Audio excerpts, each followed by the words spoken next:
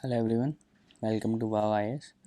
Today we will cover our current affairs for 2nd of June. Okay, so ये है हमारा content.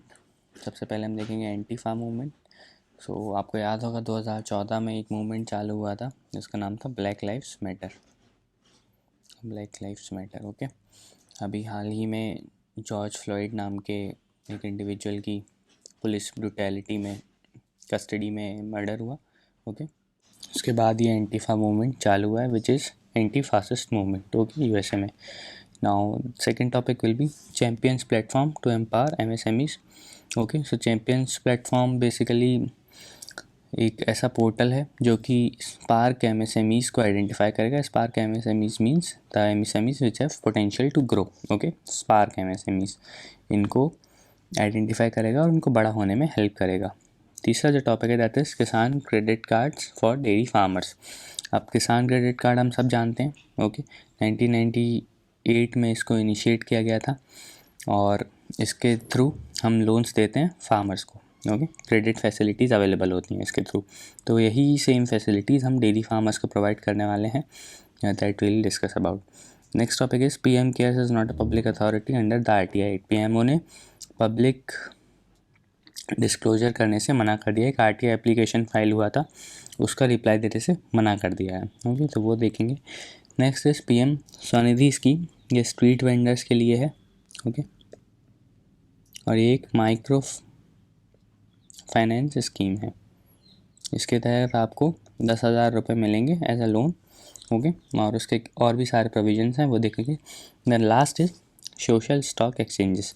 जैसे कि हमारे स्टॉक एक्सचेंजेस होते हैं उसमें आप शेयर्स को ट्रेड कर सकते हो, वैसे ही सोशल स्टॉक एक्सचेंजेस में आप इन्वेस्ट कर सकते हो सोशल एंटरप्राइजेस में.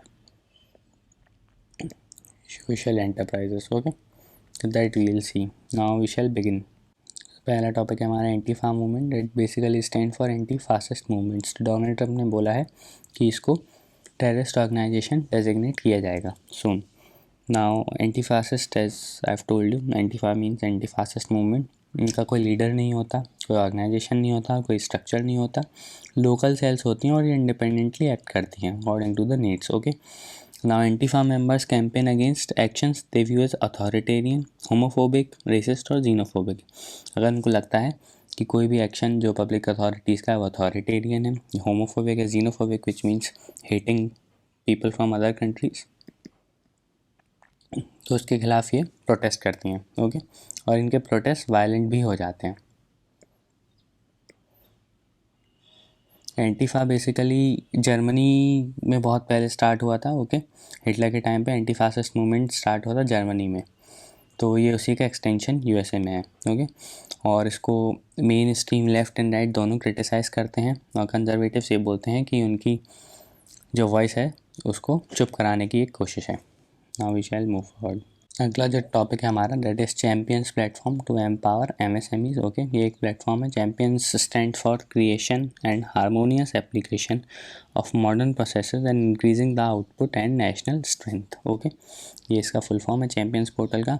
अब इसका जो बेसिक एम है that is to identify MSMEs that can grow. Okay, छोटी छोटी जो एमएसएमईज हैं उसको वर्ल्ड प्लेटफॉर्म पर लाने का इसका एम है. Okay, it aims to make the smaller units big by solving their grievances, encouraging, supporting, helping and hand holding. Okay, so basically यही है. And it is fully integrated on a real time basis with Government of India's CP-gram. जो Government of India का grievance redressal portal है CP-gram, उससे ये fully integrated है. Now objectives जैसे कि हमने डिस्कस किया था, इसके 3 बेसिक ऑब्जेक्टिव्स हैं. First is to help the MSMEs in difficult situation like the present Covid crisis. Okay, दूसरा कि जो नई अपॉर्चुनिटीज़ हैं उनको कैप्चर करना, जैसे कि अभी हमको मेडिकल इक्विपमेंट्स की ज़रूरत है. ओके, तो ये एक ऐसा नोवेल एरिया है जहाँ पे एमएसएमईज नया स्टार्ट कर सकती हैं. ओके, और लीडर्स बन सकते हैं मेडिकल इक्विपमेंट्स में और बाकी काफ़ी सारे एक्सेसरीज़ एंड अदर थिंग्स में. नाउ जो तीसरा इसका बेसिक एम है that is to identify the sparks. Okay, जो ब्राइट एमएसएमईज हैं, जो पोटेंशियल एमएसएमईज हैं, उनको आइडेंटिफाई करके और उनको नेशनल और इंटरनेशनल प्लेटफॉर्म पे लेके आने का, मतलब उनको बड़ा करने का, उनकी ग्रोथ हो उसमें हेल्प करने के लिए. तो यही है चैम्पियंस पोर्टल के बारे में. अब आगे बढ़ते हैं. अगला टॉपिक है हमारा Kisan credit cards, KCC for dairy farmers. So Kisan credit card दिया जाएगा 1.5 करोड़ डेयरी फार्मर्स को, okay, in the next 2 months. Now जो KCC स्कीम है, credit card scheme, that was introduced in 1998 by banks to extend credit facilities to farmers. Basically farmers को, we all know, credit की ज़रूरत होती है जब वो फसल बोते हैं या जब हार्वेस्ट करते हैं तो उनको पैसे की ज़रूरत होती है, तो वो पैसा प्रोवाइड करने के लिए किसान क्रेडिट कार्ड स्कीम है, okay. So it was prepared by NABARD, इसको नाबार्ड ने प्रिपेयर किया था on the recommendations of RB Gupta committee. RB Gupta committee बिठाई गई थी और उसके बेसिस पे नाबार्ड ने इस स्कीम को प्रिपेयर किया था। इसके जो पार्टिसिपेटिंग इंस्टीट्यूशंस हैं वो कौन कौन से हैं? ऑलमोस्ट सारे, commercial banks, regional rural banks, even state cooperative banks, तो हर बैंक इसमें इन्वॉल्व है। और इसमें short term credit limits for crops and term loans होके दिए जाते हैं। शॉर्ट टर्म क्रेडिट मीन जिसका रीपेमेंट पीरियड कम हो, okay. Now KCC credit is of 2 types, 2 type का क्रेडिट दिया जाता है इसमें, एक होता है कैश क्रेडिट और एक होता है टर्म क्रेडिट। टर्म क्रेडिट क्या होता है? जिसमें आपको रीपेमेंट करना पड़ता है over a period of year या फिर 2 साल, okay, that is term credit, मतलब आपको एक टाइम पे उसको रीपेमेंट करना है। And what is cash credit? Cash credit क्या होता है कि आपका एक अकाउंट है, मान लीजिए, उसमें आपके पास 5000 रुपीज़ हैं, लेकिन आप जब विड्रॉ कर रहे हैं तो आप उस 5000 से ज़्यादा विड्रॉ कर पा रहे हैं, तो that is overdraft facility. Overdraft facility जो होती है that is called cash credit, okay. ना फैसिलिटीज़ क्या क्या मिलती हैं किसान क्रेडिट कार्ड के अंदर? तो सबसे पहले आपको एक क्रेडिट कार्ड दिया जाएगा एंड पासबुक दी जाएगी, okay. Now any number of withdrawals, जो आपकी लिमिट है पैसे लेने की, उसमें आप एनी नंबर ऑफ़ विड्रॉल्स कर सकते हैं। जो कैश क्रेडिट है आपका, वो आप कितनी भी बार निकाल सकते हैं, ओके।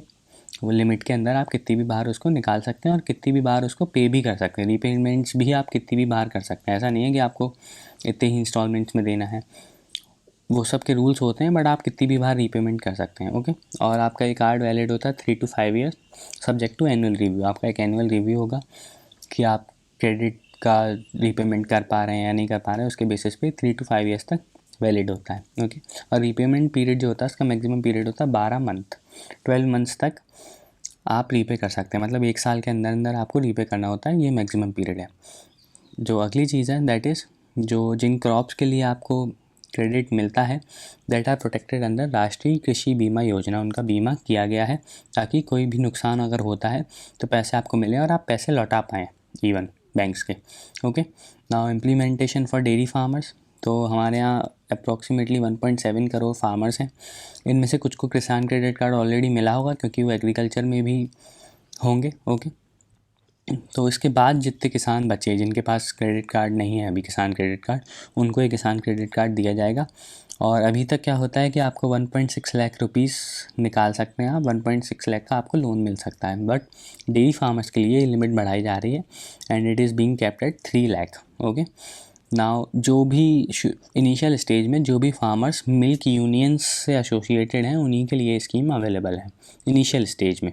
तो 230 मिल्क यूनियंस हैं हमारे यहाँ, इनके साथ जितने भी फार्मर्स एसोसिएटेड हैं डेयरी फार्मर्स, उनके लिए स्कीम अभी इनिशियल स्टेज में अवेलेबल है। बाकियों के लिए बाद में भी एक्सपांड की जाएगी, लेकिन अभी अवेलेबल है। Now let's move forward.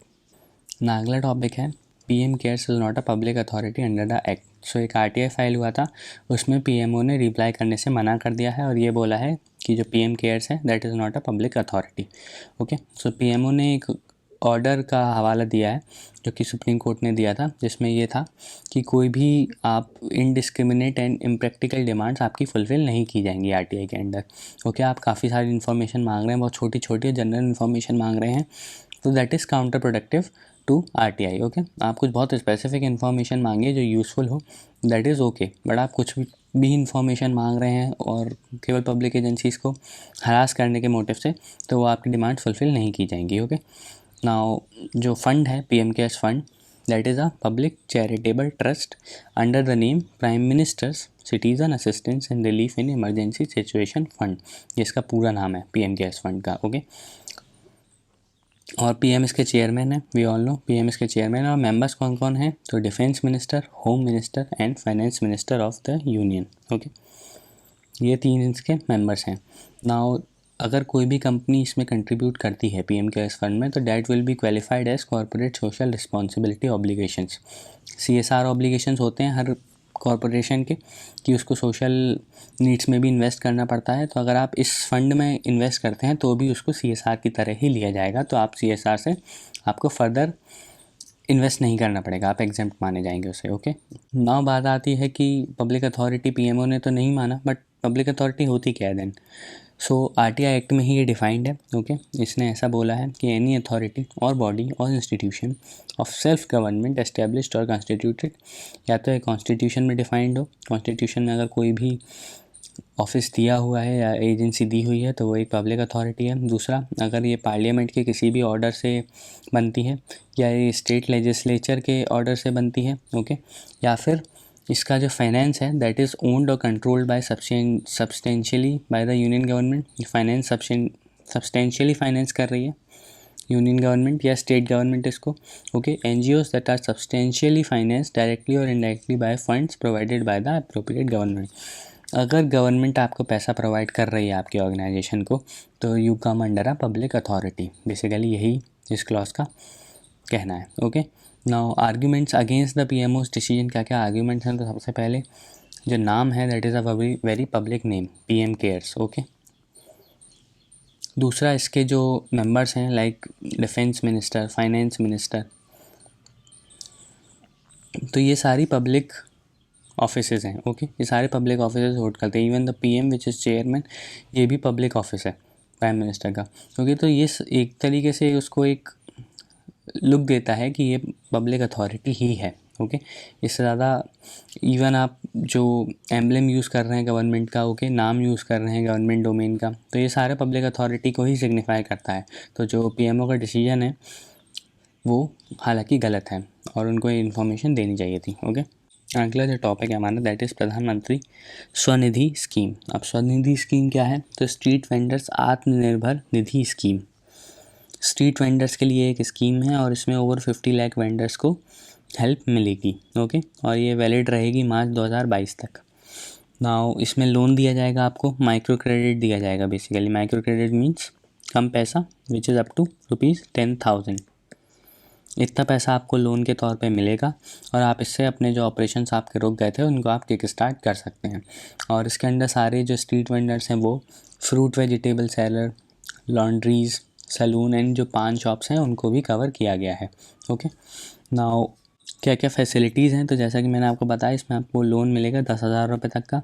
Okay, और अगर आप इस लोन को पहले या ऑन टाइम आप रीपे कर देते हैं तो आपको सब्सिडी भी दी जाएगी 7% पर एनम की, जो कि आपके बैंक अकाउंट्स में डायरेक्टली ट्रांसफ़र कर दी जाएगी। तो 7% जो इंटरेस्ट है आपका वो पर एनम के बेस पे आपके अकाउंट में डायरेक्टली डाल दिया जाएगा। नाउ दूसरी चीज़ ये है कि ये कोलेट्रल, इसमें ज़रूरत नहीं पड़ेगी आपको कोई भी चीज़ गिरवी रखने की या कोई भी चीज़ कोलेट्रल रखने की ज़रूरत नहीं है। It will be without collateral free. Now the other thing है कि बाकी केसेस में ये होता है कि अगर आप जल्दी पेमेंट कर देते हैं, रीपेमेंट कर देते हैं, तो आपको एक पेनल्टी लगती है, क्योंकि बैंक का इंटरेस्ट रेट का घाटा होता है ऑब्वियसली, तो वो आपको पेनल्टी लगती है। But on early repayment of loan इस स्कीम में कोई भी पेनल्टी आपको नहीं लगेगी। ओके, तो यही एक स्कीम थी। अगला जो टॉपिक है हमारा social stock exchanges, SSEs। So basically SSEs को यूनियन बजट 2019 में प्रपोज किया गया था और ये बेसिकली स्टॉक एक्सचेंजेस जैसा ही है। जैसे स्टॉक एक्सचेंजेस में कंपनीज अपने शेयर्स एक्सचेंज करती हैं, सेल करती हैं, वैसे ही इसमें सोशल एंटरप्राइजेस फंड्स जुटा सकती हैं। Okay, so it is basically allowing non profit organisations to directly list on stock exchanges. जो भी नॉन प्रॉफिट ऑर्गेनाइजेशंस हैं वो स्टॉक एक्सचेंज पे डायरेक्ट लिस्ट कर सकती हैं अपने आप को और वहाँ से फ़ंड इकट्ठा कर सकती हैं। ओके, नाउ यहाँ पे एक लिस्ट बनाई जाएगी। SSE will function as a common platform where social enterprises can raise funds from the public, जैसे कि मैंने आपको अभी बताया। तो इसमें एक लिस्ट प्रिपेयर की जाएगी उन सारी ऑर्गेनाइजेशंस की जो कि स्टॉक एक्सचेंज पे लिस्ट होना चाहती हैं और फिर ये लोग फ़ंड जुटा सकते हैं। Now stock exchanges social sector में हमको ये ज़रूरत क्यों पड़ी, तो वी ऑल नो कि हमारे जो सोशल इंडिकेटर्स हैं that are quite weak. Okay, social indicators हमारे बहुत पीछे हैं अभी काफ़ी डेवलप्ड कंट्री से, तो हमको सोशल इंफ्रास्ट्रक्चर पे काफ़ी ध्यान देने की ज़रूरत है। और इसमें हमारे यहाँ काफ़ी सारी एजेंसीज़ हैं, काफ़ी सारी ऑर्गेनाइजेशंस हैं जो सोशल सेक्टर में काम करती हैं, लेकिन जो एक इम्पॉर्टेंट ड्रॉबैक है वो ये है कि इन पे फाइनेंस नहीं होता है। पैसे नहीं होते हैं। तो अब पैसे जुटाने के लिए इनका अपना एक स्टॉक एक्सचेंज बनाया जाएगा, ऐसा प्रपोज़ल है। ओके। और काफ़ी सारी फिलैंथ्रोपिस्ट ऑर्गेनाइजेशंस हैं हमारे यहाँ। ओके। काफ़ी सारे इंडिविजुअल्स हैं जो कि इस सेक्टर में काम करना चाहते हैं, तो उन सबको काफ़ी हेल्प मिलेगी। अब एसएससीज पे कैटेगराइज़ किया जाएगा। ओके। इवन इन्वेस्टर्स को भी कैटेगराइज़ किया जाएगा और जो बोरोवर्स हैं उनको भी कैटेगराइज़ किया जाएगा, डिफरेंट ग्रुप्स लाइक आइडिया। अभी आपका अगर जो नॉन प्रॉफिट ऑर्गेनाइजेशन है वो केवल एक आइडिया है, अभी वो ग्रोथ नहीं हुआ है, तो आपको आइडिया बेस में कैटेगराइज़ किया जाएगा। फिर अगर वो ग्रोथ स्टेज में है तो ग्रोथ स्टेज में उसको कैटेगराइज़ किया जाएगा। ऐसे वेरियस कैटेगरीज इनमें बनाई जाएंगी। और इन्वेस्टर्स में भी ऐसी ही कैटेगरीज बनाई जाएंगी कि कौन कितना इन्वेस्ट कर रहा है, शायद उसके हिसाब से, या कोई और इंडिकेटर हो सकता है। तो यही था पूरा सोशल स्टॉक एक्सचेंजेस। ओके। ये हमारा आज का करंट अफेयर्स मॉड्यूल ख़त्म होता है। आपको इसकी पीडीएफ हमारे टेलीग्राम चैनल पर मिलेगी, तो वहाँ से प्लीज़ इसको डाउनलोड कीजिए और सब्सक्राइब कीजिए हमारे टेलीग्राम चैनल को। Also please hit the bell icon for our YouTube channel, so that आगे कोई भी अपडेट होता है आप तक वो डायरेक्टली पहुँच सके। ओके।